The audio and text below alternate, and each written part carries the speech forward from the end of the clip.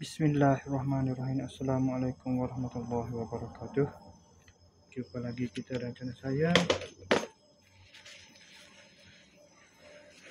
Masih yang sama juga, iaitu hari Sabtu 20 hari bulan September 2025 Masehi.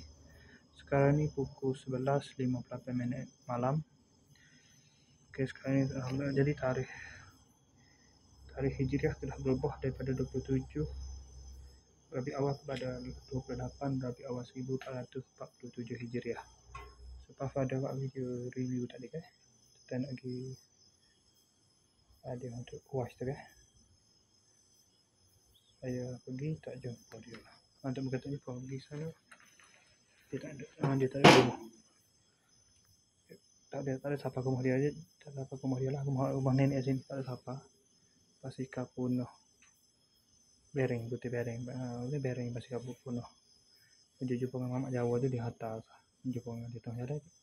Dia terhantar ke rumah lah. Lepas tu pas sembahyang maghrib dan sembahyang isyak tu, pada pukul 8.40 tu, saya keluar lah dengan basikal mak saya lah tu, pergi ke Kedai Fikri.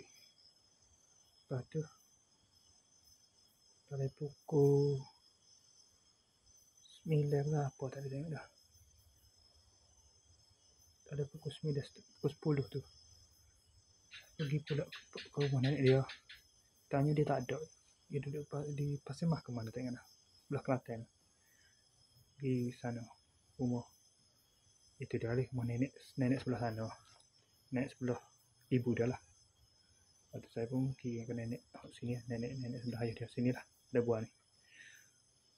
Hadiah tadi. Lepas tu saya pun pergi semula ke Kedai Fikri. Sampailah pukul lepak balik situ, minum air ada sambil main internet. Sampailah pukul 11.40 ni. Sudah 11.48 ni. Lepas tu 11.48 terus main ke sini. Pukul 11.58 saat ni terus buat video ni. Buat video ni pada pukul 11.58. Okey, saya sekali saja untuk sesi video dari video penutup kita untuk malam ni. Assalamualaikum, jumpa lagi.